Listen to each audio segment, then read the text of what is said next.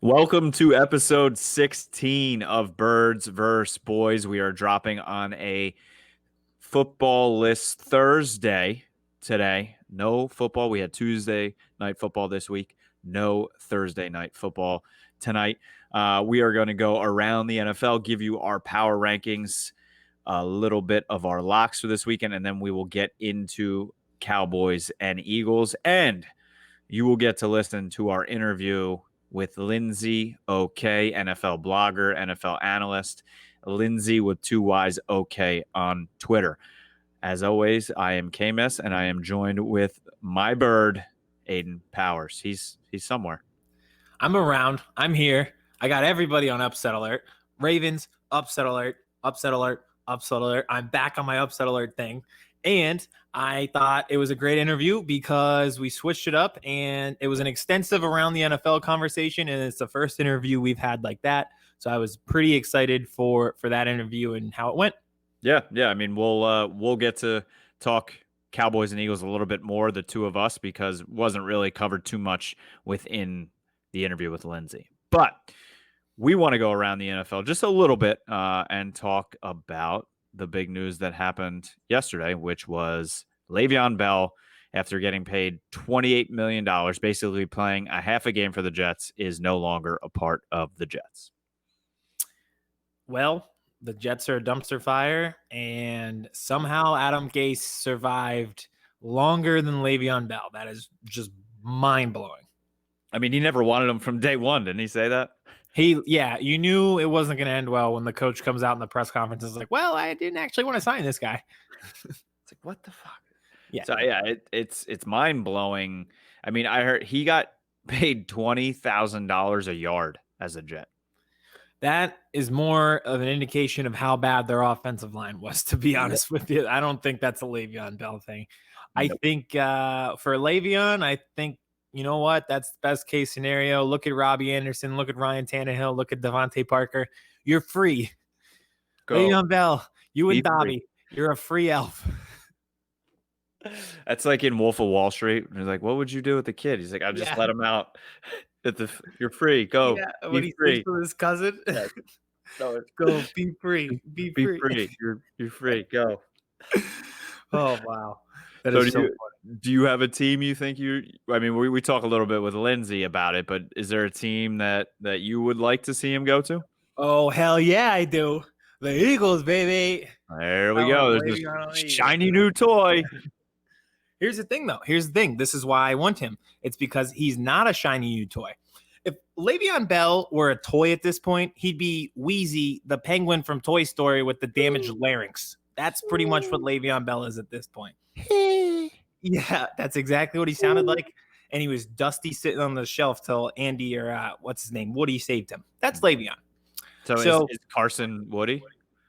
I think so. Or Doug Peterson, probably. And then, so Carson would be Buzz Lightyear.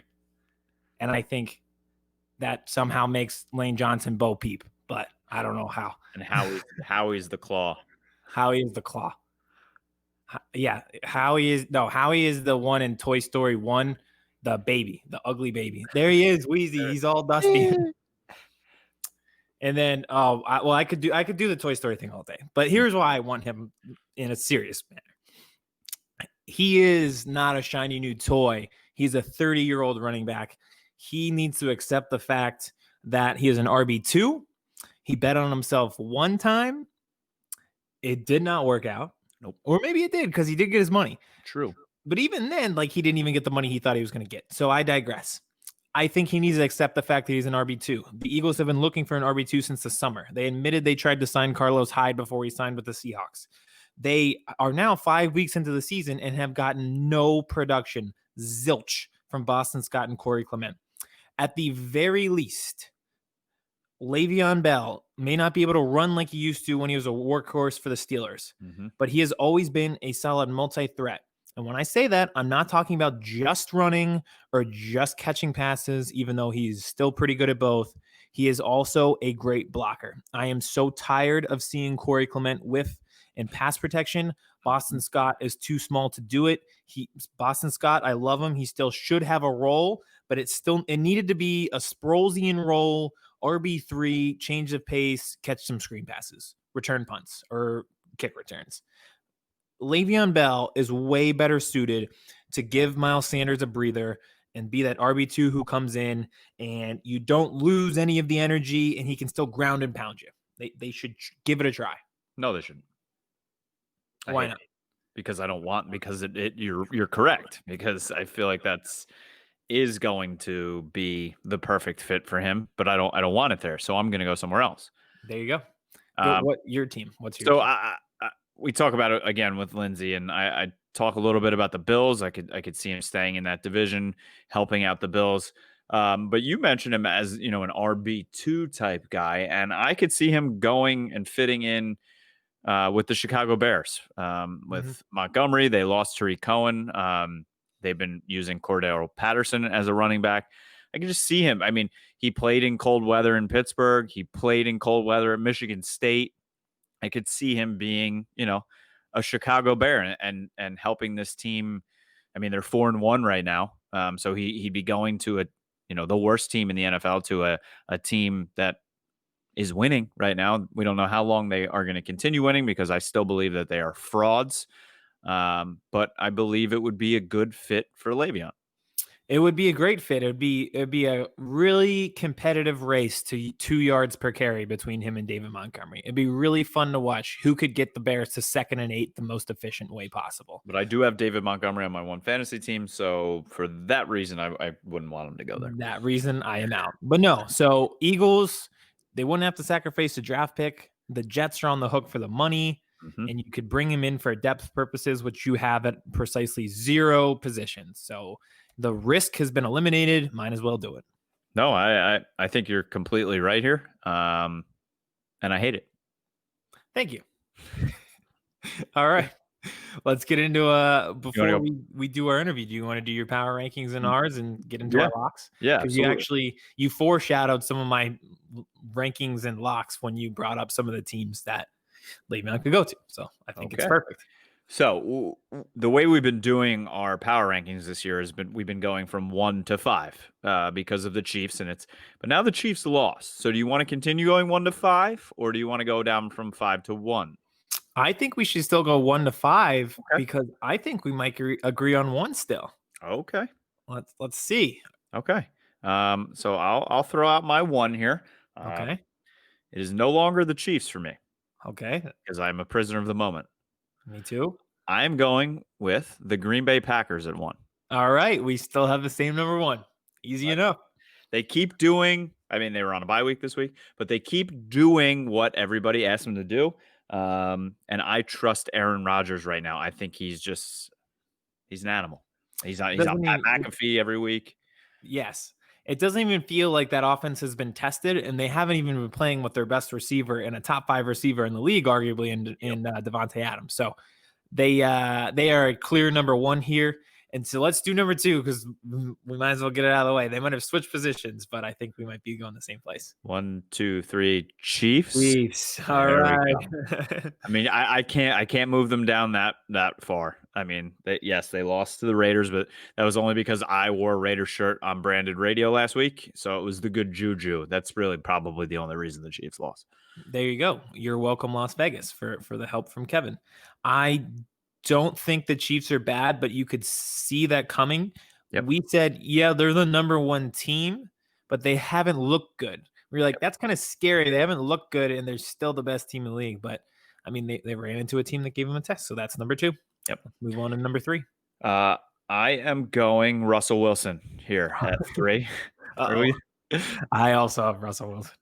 Look at this, a debate show where nobody debates anything. Yes, this is like a Rick and Morty episode where they just go to a parallel dimension, and instead of disagreeing on everything, we just agree on everything. I had another team there at 3, but then we were doing our interview with Lindsey, and you'll listen to that in a little bit, and it made me shift and change these 2 teams. So I moved Russell Wilson up. I had them at 4. They almost lost to the Vikings, but Russell Wilson and DK Metcalf, thank God he's not an Eagle, they popped on in the last drive and said, nope, you can't get 1 inch. You can't get 1 inch. We're going to win in this fucking football game. And they did. Yep. And that moved them up to 3 for me. I think I know who number 3 was for you based on that answer. But I have Russell Wilson at 3 just because if you give him 2 minutes in the ball, he's going to score, and it's insane that it's almost at like at 100% clip. They always play a weird game, but they always win in the end. Russell Wilson is my number 3.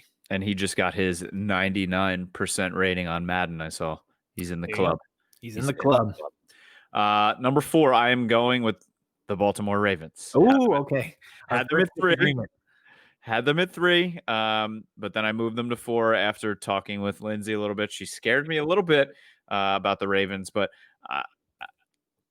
I'm not putting them on full upset alert this week against the Eagles, but I do think the Eagles could keep it close. But I think this Ravens team hasn't been playing great, but they still are one of the top 5 teams. And I'm going to keep them at 4. I knew that was coming, but it's still really funny. I have a different team. I have the Steelers at 4, division rival there. I probably have recency bias because they just hung 39 on our offense, but it's just it keeps happening every week. You know, they're just efficient in everything they do every week. And you can talk about the schedule. You can talk about anything. This week's going to be a huge test against the Browns.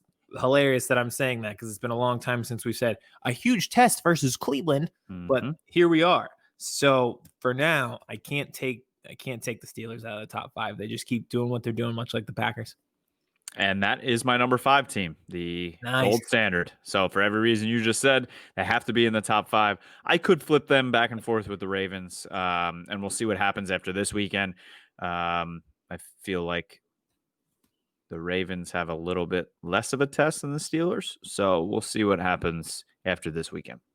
And my number 5 is the Ravens. And look at this. Yeah, I know. We finally disagreed, but kind of.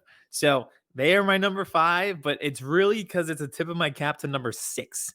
My number 6 is the Browns. So I just grouped 4, 5, 6 as an easy cop out. 4, 5, 6 is Steelers, Ravens, Browns, and they can just kind of be interchangeable. So the AFC North, Vince, when you do the graphic, you can just put 4, 5, 6 AFC North for Aidan and just be done. And then I can be like, oh, no matter who wins this week, I will be right. Yes. So how far down until you get to the undefeated Tennessee Titans? Pretty far, but good for them for overcoming the adversity of doing everything wrong, COVID protocol wise. Yeah, I don't know.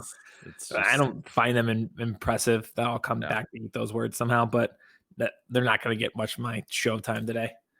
No. All right. So I have the Packers, Chiefs, Russell Wilson, Ravens, and the Steelers. I have the Packers, Chiefs, Russell Wilson, and then AFC North. Boom. For the rest of it. Boom. All right. It's time now, before we get into the interview and then Birds vs. Boys, to give you 2 each of our locks for this weekend, brought to you, as always, by Bovada. This is, bar none, the worst slate of football games I have ever seen. We almost bagged the locks. We had to have a pre-show discussion just saying, should we actually bet on some of these games this week? It's that bad. It is that bad. Aidan was able to eat his entire dinner by the time I could find 2 games that I wanted to bet on. That you actually wanted to bet on. Just look at some of these games though. Like Falcons, Vikings, Texans, Titans, Lions, Jaguars. Are you kidding me? Washington football team, Giants, Jets, Dolphins. Are you kidding me? There are some horrible games.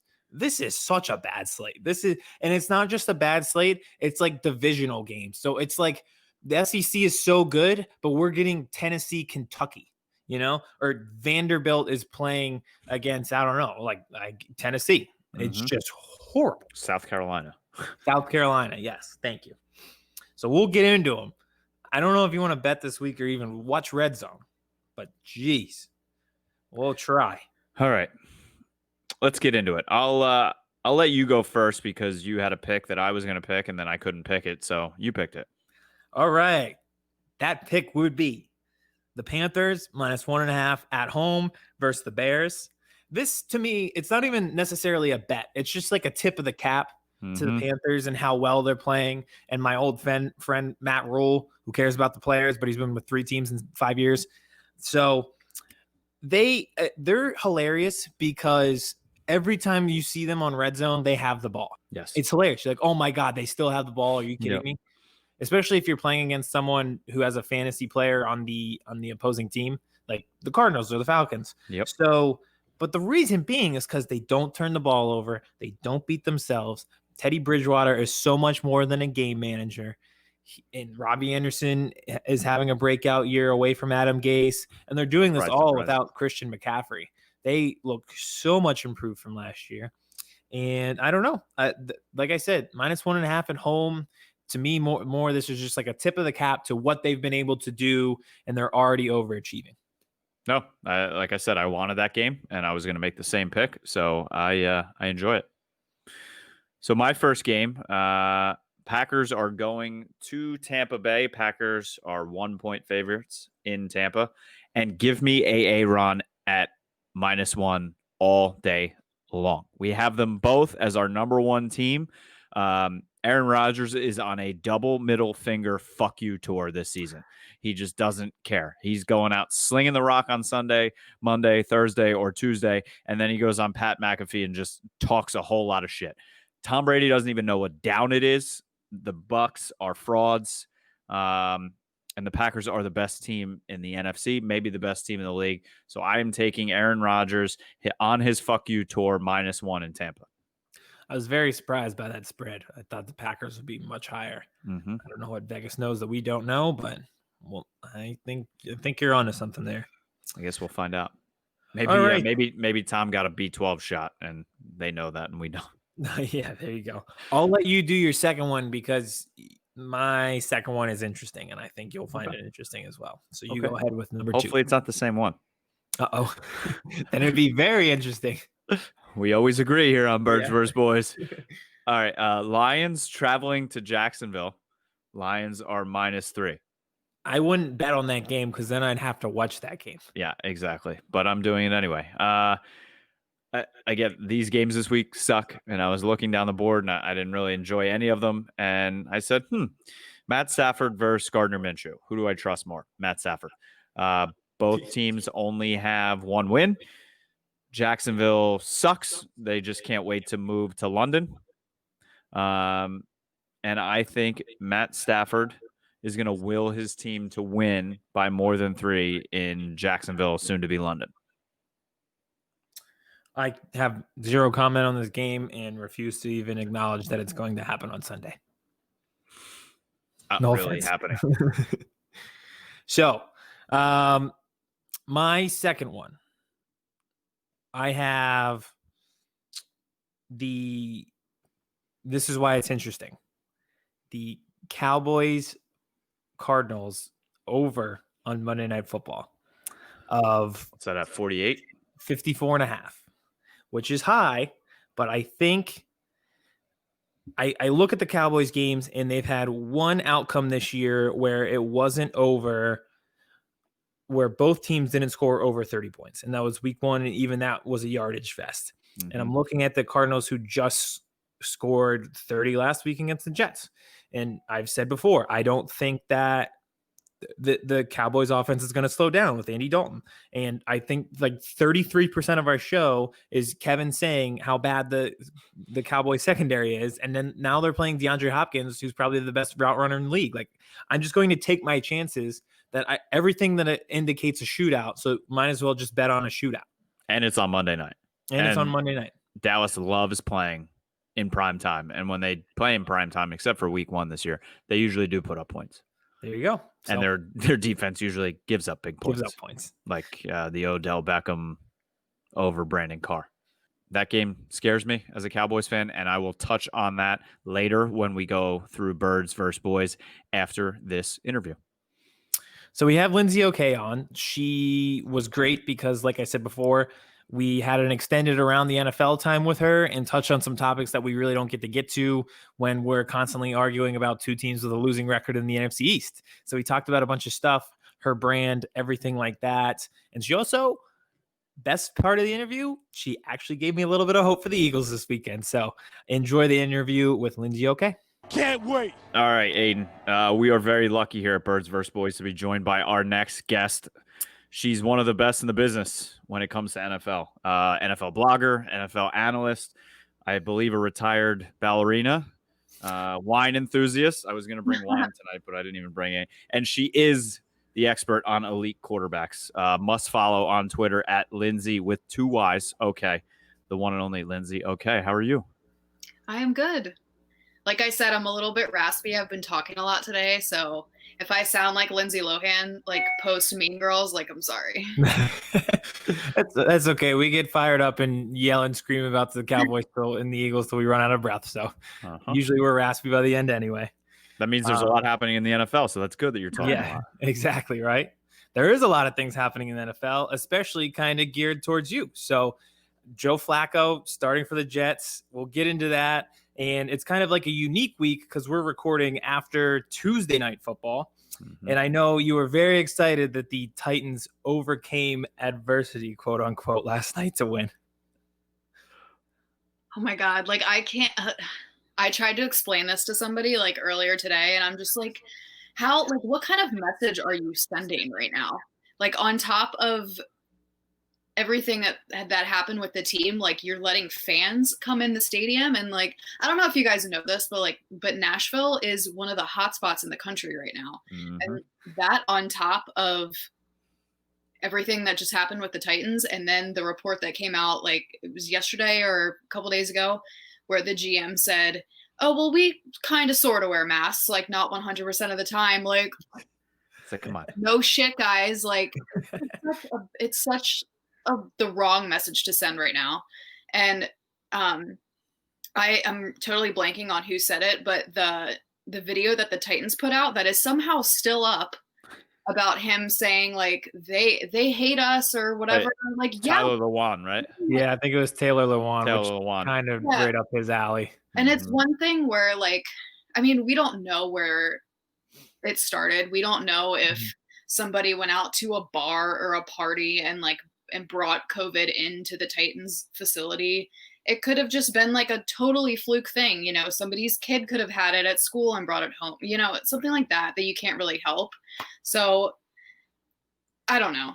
I mean, when a team's blatantly breaking protocol too and practicing at a high school, like, and then they're praised, and then Roger Goodell also comes out and says there's not going to be any discipline. It's just like, it's mind blowing. I mean, I was arguing with like one of the 6 Titans fans in the country like last night on Twitter where he was like, they didn't break any protocols. And I was like, yes, they did. Like they practiced when they were told not to. And he was like, well, the memo didn't say. And I'm like, the memo was put in place because of them. Like, yeah.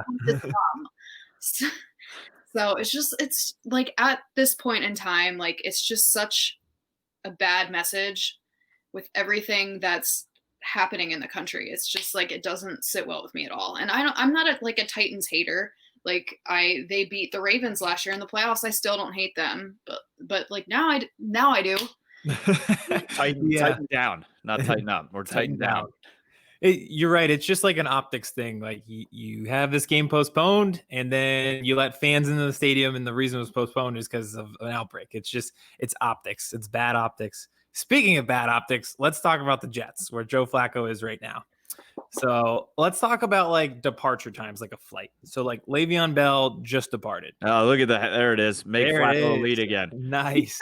Love that hat. And then so Leveon Bell just departed. Adam Gase, he needs to depart. Do you think Sam Darnold departs in a form of a trade or just getting benched since it's such a waste of a season, giving way for Flacco to kind of start the rest of the way here?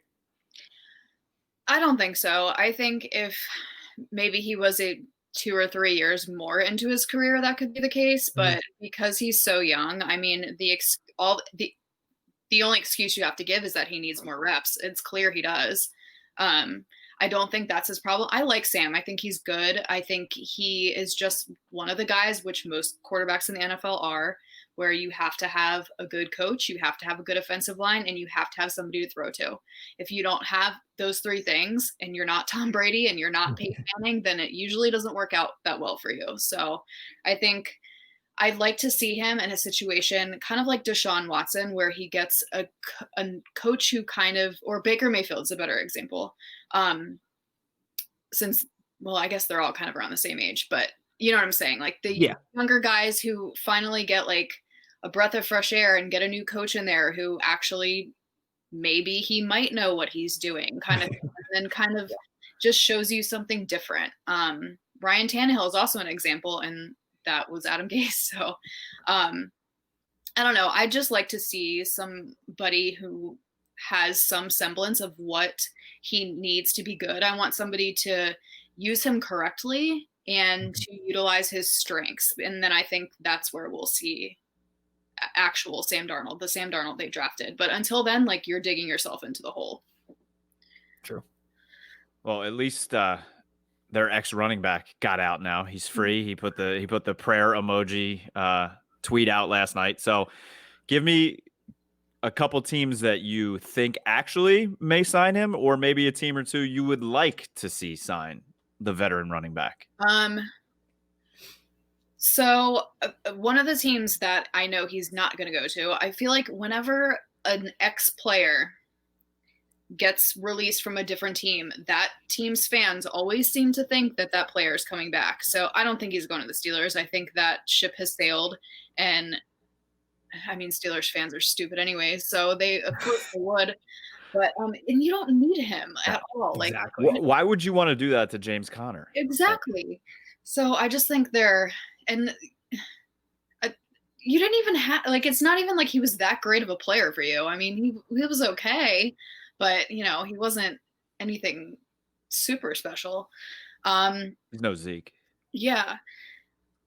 You know what? I wouldn't hate to see him with the Dolphins is a good spot, I think. I haven't really thought about this, if you can't tell. Maybe I was thinking, or somebody that kind of needs a spark to get going at this point in the season. Like, I think, well, actually the Lions are a bad example of that, but the Dolphins. So I'm confusing myself at this point.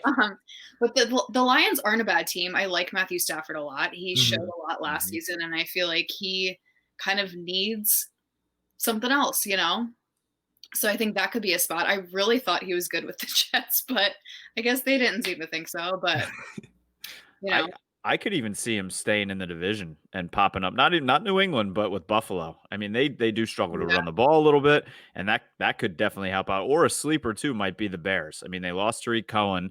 They have like Cordell Patterson running the ball behind Montgomery, right. So that could be another sleeper. And two teams that are sort of leading their divisions. Yeah, I really do. My top pick, though, I think he does go to the Patriots, just because, I mean, he's a scripted Bill Belichick guy. Yeah, imagine him and Cam together. I know, right? The two like castaways now they're put together. I'll agree with you, Lindsey, on the Dolphins. Not anything to do with football. I can just see Le'Veon Bell wanting to live in Miami and being like, "Yep, I'll go there." That just seems more his lifestyle. Imagine how many rap videos he can make there. I know. Yeah, exactly. His balcony with the palm trees in the background. That's perfect for him. What's he pulling up? Does Bill Mop see? Pat McAfee knows what he's talking about. On these things, yeah. So that's 7:39. Did he just tweet that as we're look at that? Look at Vince popping up. All right. Speaking of ex-Miami, another one of your favorites is Josh Rosen, and now he's still in Florida. He's in Tampa. However, my Dallas Cowboys obviously lost Dak Prescott for the entire year. They're going with Andy Dalton now, but behind Andy Dalton is Ben Naducci. Do either of you know where he played college ball? I have no idea who that is. I have heard of him before. Was he on an AAC team? JMU. Oh, God. And he's a rookie. A rookie from JMU, and then they just signed some dude named Garrett Gilbert who played at SMU. That was what I was thinking of. If Dalton goes down, they're screwed. Any chance Dallas goes after Josh Rosen for a late pick here and puts him behind Andy Dalton, you think? I was crossing my fingers for this because I feel like that's a good place for him to start because Andy Dalton's not great. But I really think I really think Josh Rosen's like had it up to here at this point. And, I mean, I have, okay. And I think he just wants to sit for a year. And I mean, he's sitting behind Tom Brady, and who knows, maybe behind the scenes, they've told him, you know, once you get a couple more experience, then maybe once Brady's gone, which could definitely be this year, like maybe we'll use you in the future. So I really think it was him being the third stringer in Miami was kind of like a wake up call for him. But I feel at the end of the day, it's going to be the best thing that happened to him. Agreed. I definitely agree. I agree. All right. We are here with Lindsey OK with 2 Ys on Twitter. So we're obviously starting to see some fans in the stands. We already talked about the Titans. We knew Jerry Jones was going to push the envelope from day one. And now the New Orleans Saints, who are not allowed any fans because of the mayor in New Orleans, are trying to move their games to Baton Rouge and play at Tiger Stadium in LSU. Give me your thoughts on this. Is it, you know, can you imagine them just leaving their home stadium saying, screw you, and going to play in a college stadium just so they can have some fans? Again, this is so dumb. It's sending the completely wrong message once again. Like, if your mayor's telling you you can't have fans, there's a reason for that, because that makes the city money. And like, I mean, it's not rocket science. I'm in the boat where if you are one of these people whining about not being able to go to football games during this time, then you need to get your priorities in order. Like, this sucks for everybody. This, like, I mean, I would love to go to a football game. I'm sure you guys would too, but it's on the very bottom of the list for me right now. And I just feel like people are like whining and crying about like not being able to go get drunk off of $12 beers every Sunday and sit next to some fat dude who's eating nachos and dipping his finger in the fucking cup. Like, sure, it's fun, but like, I mean, it's just not something that you need to be concerned about with right now. And I get that, like, that the fans do a lot for the team and all that, but it's been fine without them. Like, nobody really misses them. And I don't even know how it's like, don't they have a contract with the Superdome? I don't understand how they can just leave. I mean, they have to. I mean, Mercedes isn't paying them $1 to put their name on the stadium. That's true. Right. This might be a dumb take or a dumb theory. So I'm going to just throw it up to you guys and you can roast me if you want. But I know the mayor said you can't be in the Superdome, but the Superdome's enclosed and like the other places outside. So like, obviously you can't be in the Superdome because it's enclosed. Like, doesn't that make sense? Or am I overthinking this? Yeah. Yeah. You're not going to have fans. You play in a dome. In a dome that can't open like Dallas can, or yeah. Yeah. Okay. So that's what I was thinking, but I wasn't sure if that was dumb or not. Yeah. No, and most of the stadiums that are, or all of them really, that are allowed fans are outside. Mm-hmm. But there's places like Baltimore who is outside and they're still not allowed fans. So it's all just up to whoever. But I mean, you don't see the Ravens fighting for this because I don't trust the average fan on a normal year. You really don't trust them now? No. Not a chance. I don't trust myself. I'm not trusting anybody else. That's true. That's very true. So you brought up the Ravens, and I actually kind of wanted to get into the AFC North because I saw your tweet on Sunday and you were saying kind of aimed at the Browns where you're like, I really want to say something about the AFC North right now. So can you say it for us? Do you think the Browns have a chance in this division, or do you think it's more just going to be the classic rivalry, Baltimore-Pittsburgh in the end, or does Cleveland maybe have a chance? I definitely think they do. I was talking, I think I might have followed that tweet up with something, but it was more like, if you've watched the Ravens this year, they're not consistent at all.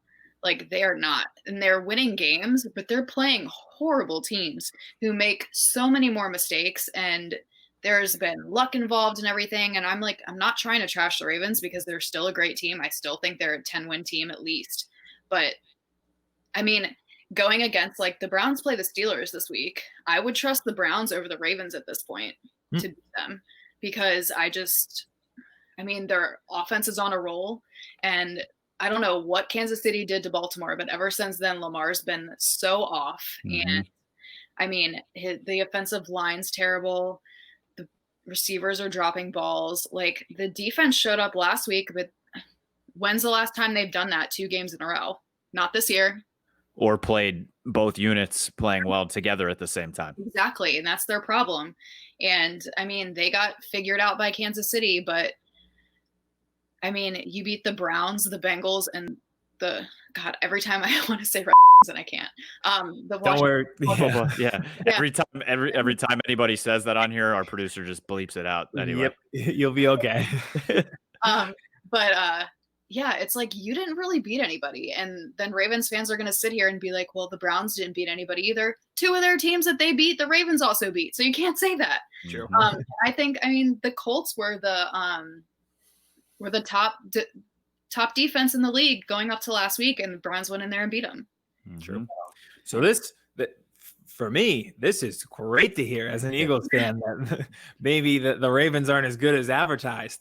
The bad news for us is we are the horrible team who always makes mistakes all the time. So we'll see. It kind of balances out. I don't know how it's going to play out. I mean, you have to say that the Ravens are going to stomp the Eagles this week. It can't be close. Just bury Carson Wentz. I mean, he's been making some plays with his legs, and the Ravens defense hasn't been great at defending that. So they're in. No, they're not a dumb. Eagles aren't a dumb team. They can, not that I think they're going to figure them out, but they can, figure out ways to stop them. And I mean, if they're watching the past 2 weeks, it's not hard. Yeah, for us, like you said, we're not a dumb team. It's just like a talent thing. Like our guys know where they should be.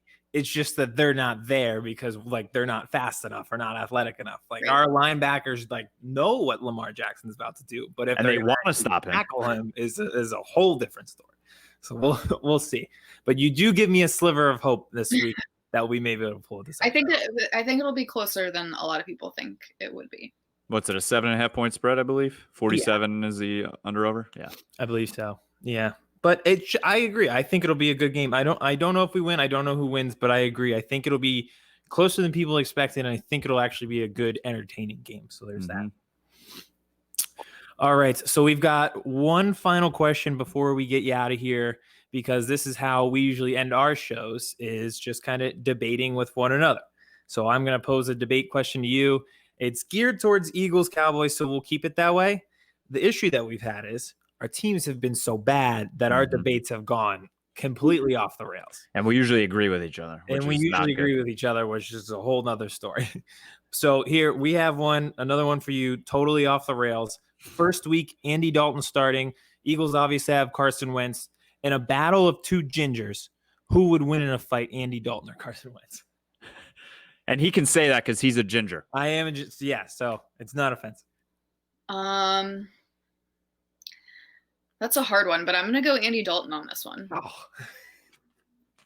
Why? Explain why to the people. I just think, look at that haircut. Look at those eyebrows. Right? I'm scared of him. Right? I feel like Carson Wentz is just like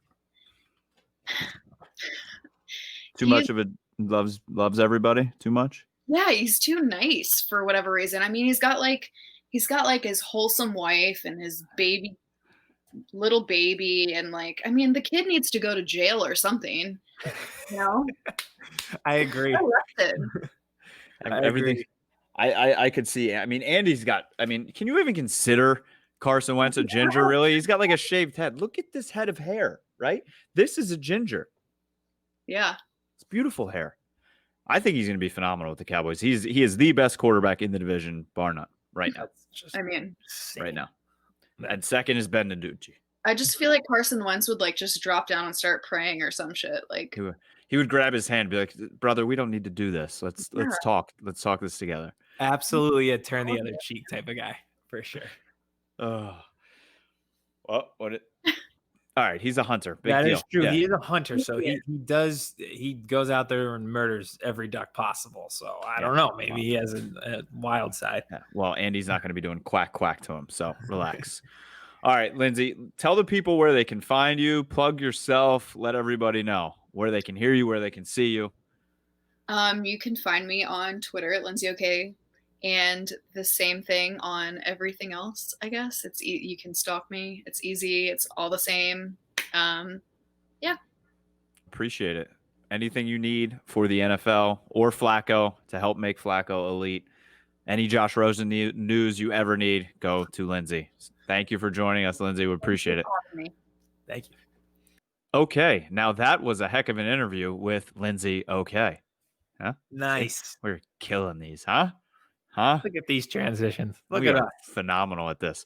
But make sure you are following her at Lindsey with 2 Y's OK on Twitter. And she, like she said, anywhere else you want to stalk her, she's the same handle. So thank you to her for being with us. Thank you to Bovada. Thank you to Stateside Vodka. Also, we have some big news coming up soon, Birds vs. Boys fans. But before that, we're going to jump into the Birds versus the Boys. So who do you want to go first here, Aidan?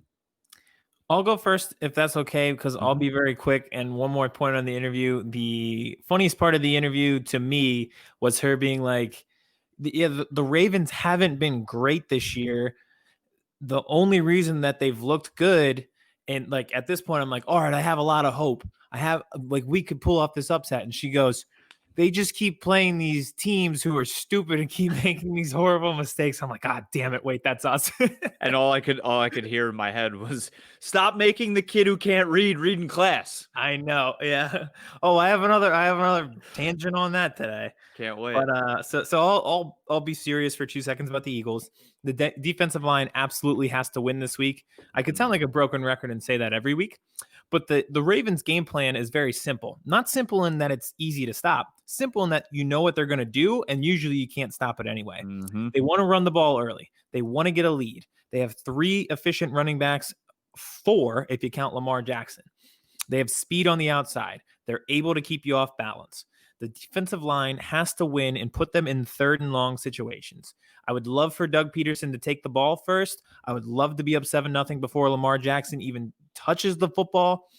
And then the defensive line has to get after it. They have to get after it this week. I don't know if they can contain Lamar all over the field. We have a huge matchup, both of us with mobile quarterbacks, but they have to win at the line of scrimmage. The defensive line for the Eagles do lead the league in sacks, correct? We did until we played the short, quick screen game of the century against the Steelers, where everything was an underneath crossing route. So we didn't really get that much pressure because the ball was out in 2 seconds. But I mean, that kind of leads to my other point, is that the script to beat the Eagles is kind of out there. It's been exposed. And like you said, that like the Steelers kind of helped there. The 49ers did it and the Rams did it too. So here's what I'm talking about. The pre-snap motion, these fly sweeps, jet sweeps, play action, the middle's open. They're keeping the Eagles off balance because, well, honestly, the Eagles aren't that talented. Like the Eagles have been exposed. Teams know how to play sideline to sideline against them and can see that the Eagles can't keep up. That's why you're seeing these end arounds all the time. It's been weeks of that. It's like the kid in Call of Duty when you're playing and he keeps going to the same spot. Like you're playing on firing range and he keeps going up in the tower. So teams are just throwing a grenade in the tower every single time. That's what it's like with the Eagles defense right now. They've been exposed. So I don't know if there's a fix to that, but it's something to look out for on Sunday. Wow. Must be horrible when your defense gets exposed. Yeah, we're in the same boat, buddy. We're just giving up 35 a week. Our teams, like we've been saying all year, they're just, besides now the Dallas Cowboys losing their quarterback, I hope for your sake you don't start mirroring us with this. But they've been mirroring each other almost all season, except for the way the Cowboys have been throwing the ball around. Don't you put that evil on me, Ricky Bobby. I cannot handle another Wentz injury. No, but here's the thing. I think the Eagles defense should get better. I don't know if it'll be this week against a good Ravens team. I still upset alert. But they're getting Will Parks back soon. They're going to get Vinny Curry back soon. So they're going to be better. I don't know if they're going to be great, but they're going to be better. They're going to be better than the Dallas Cowboys defense, which will be 31st. You'll be 32nd in total yardage per game. They might be 34th. 30, yeah. Just because the Falcons are 31st, 32nd, and 33rd. Yeah, and the Cowboys defense can be 34th. There's probably a couple college defenses out there that are better. Yeah, like Texas. Mhm. So my last thing on the Eagles, and then we'll get into the Cowboys. Like I said, I don't have a ton because it's pretty obvious what needs to happen when you play a team like the Ravens. But to me, this needs to be a win. This needs to be a win, and this needs to be a 3-game winning streak. They have, and I believe they're all at home. They have the Ravens. They have a short week against the Giants. Then they have the Cowboys. You have no wiggle room in the division because you already lost to Washington. Yep. This needs to be a 3-game winning streak. I'm tired of going 1 step forward and 2 steps back. You cannot win 1 game and then have a slip up. This needs to be a 3-game win streak.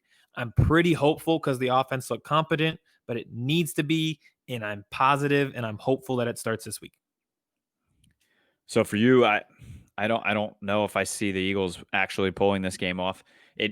What I feel like it absolutely needs to be is a 2-game win streak after this against the Giants and against the Cowboys, because then after that, again, you got to play Green Bay, you got to play New Orleans.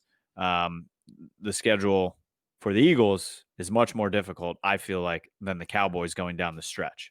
So even if you do lose to the Ravens this week, Cowboys could easily lose to the Cardinals on Monday night. And then it's just, we're back to the drawing board again.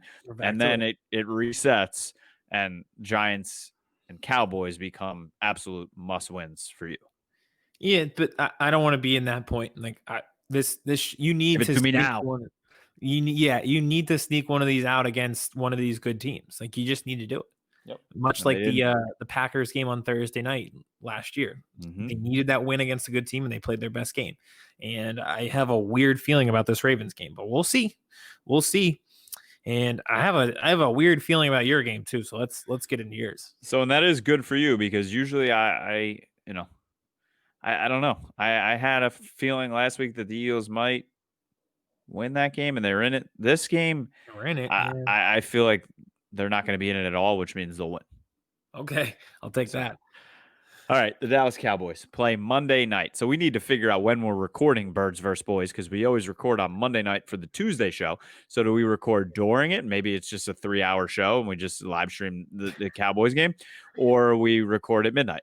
So it's up to you, man. Like this is your team. This is kind of your call on this one. So we will figure. We might be recording at 3 a.m. and you may get that. That would be the most live reaction from me you'd ever get, is right after the game. Tired and delusional, coming off of probably a shootout with the Arizona Cardinals. I can't imagine what could go wrong on that podcast. I'll either be elated or miserable. Something that I feel like is going to make me miserable is Murray to Hopkins. In fantasy, it's going to make me very happy, but in real life, it's going to make me miserable, because honestly, how do they stop DeAndre Hopkins?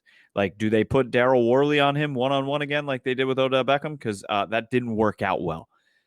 I don't know how they stop him. I've been saying it all season. The safeties are terrible. Darian Thompson, guess what? He got benched for Donovan Wilson. And guess what?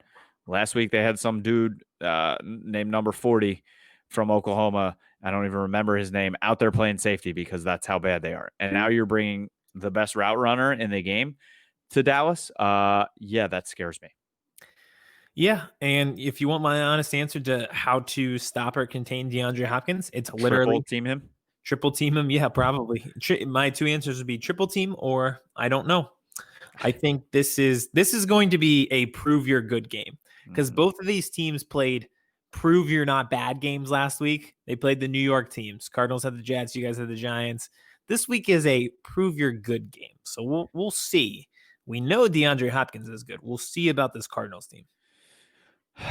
So for the Cowboys to win on defense, they're going to need Jalen Smith to play how he played last week. Finally, I'm taking Clown Smith away, and I'm naming him Jalen again for the week, just because of how he played last week. Nice. Congrats to him. Congrats. He could easily be back in the clown car next week. But he was getting off blocks and he was playing downhill. And that's Jalen Smith's game now, with his leg and who he is. He's not a sideline to sideline linebacker anymore. He's a downhill. He's almost a pass rusher and a blitzer. But if he has the ability to get off blocks and he goes downhill, he can play a strong game. And There's a very, very, very realistic chance that Leighton Vander Esch plays again. If he stays healthy and doesn't break his collarbone on the second play of the game, that will absolutely help Jalen Smith out as well. On the offensive side of the ball, Kellen Moore and Mike McCarthy are going to have to help out Andy Dalton. They can't play the exact same game plan that they've been playing all season long. His best friend has to be Ezekiel Elliott. You have to let Zeke eat in this game and going forward this season, right? It's got to be more of like that 65% run game. Turn it back into 2016 Dallas Cowboys. Mm-hmm. Yes, they don't have that offensive line anymore, but try and run the ball more with Zeke. That will also help this defense if you play possession and you have that defense not on the field all game because you're, going down the field in 4 plays and scoring in 2 minutes. Try and run this clock out. Let Zeke eat. And then use the slants and the ins with these amazing receivers, the best talent Andy Dalton's ever played with. Yes, he had AJ Green, but he's never had this much talent around him. And he's a rhythm thrower, like I said last episode. So if you run, and then you use the slants and the ins and you get him into a rhythm with these 3 receivers, I think he'll be okay. I totally agree with what you think the strategy should be. And even though the offensive line isn't as good as it was, and you've stretched that before, you can't stack the box or overplay on the run when the receivers are this good. So it presents the ultimate opportunity for balance, and that kind of helps the offensive line. So I can definitely see that there's just no excuse for Zeke not having 20 touches every single week for the rest of the season. And when you are going to throw the ball with Andy, and this offensive line isn't what it was, I mean, you got to help him out. You got to help your right tackle out, right? If it's Steele out there, put Zeke out there, help him out. Put Schultz or the Belldozer over there and help him because Steele's not going to hold up all day one-on-one, and poor Andy Dalton's just going to get crushed back there.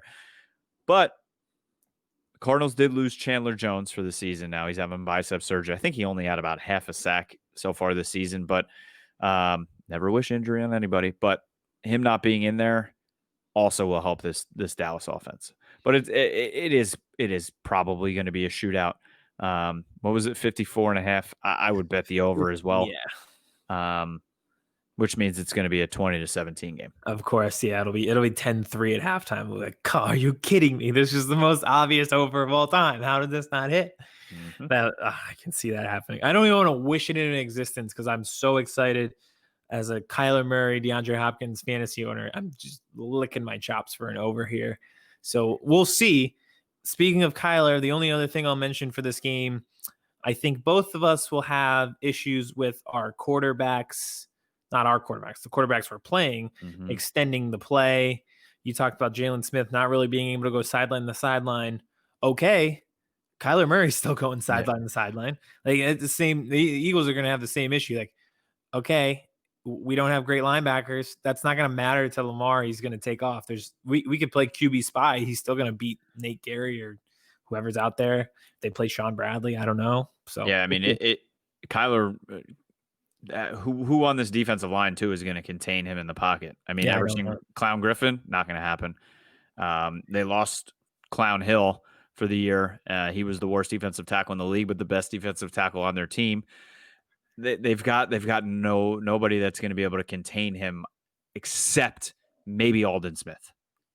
Yeah, and possibly DeMarcus Clown Lawrence. We'll see. They have to get pressure on him because the more pressure they get, the less likely you are going to be exposed to the DeAndre Hopkins home runs. Show. Yeah, the show is a better word. The DeAndre Hopkins show is the coming. The DeAndre Hopkins show podcast. It's coming. It's coming. That's all I got with the Cowboys. I don't have a great feel for this game. Like when they played the Browns, I knew they were going to lose. I don't know what's going to happen in this game. And I think that's also because I don't fully know yet what to expect out of Andy Dalton. I'm very hopeful, but I am cautiously hopeful. Yeah, that's fair. I think that's a good way to end it. This is the Cautiously Hopeful podcast. Exactly. I think we can pull an upset. I'm not entirely sure. I think Andy Dalton could be good for the Cowboys and get them a win. I'm not entirely sure. It's the Cautiously Hopeful Birds vs. Boys podcast. Brought to you by Stateside Vodka. Brought to you. But yes, we do have a big partnership coming. By next week episode, you will see it all over me, all over Aidan, and all over our screen. So get excited. And we will be recording the next episode to be determined. So you may see me hype. You may see me crying, but you will see us next week. We'll be around. Follow us on Birds vs. Boys Pod on Twitter, branded_sports on Twitter, thebrandedsports.com. You can find me at KMess22. And Aidan? I have social media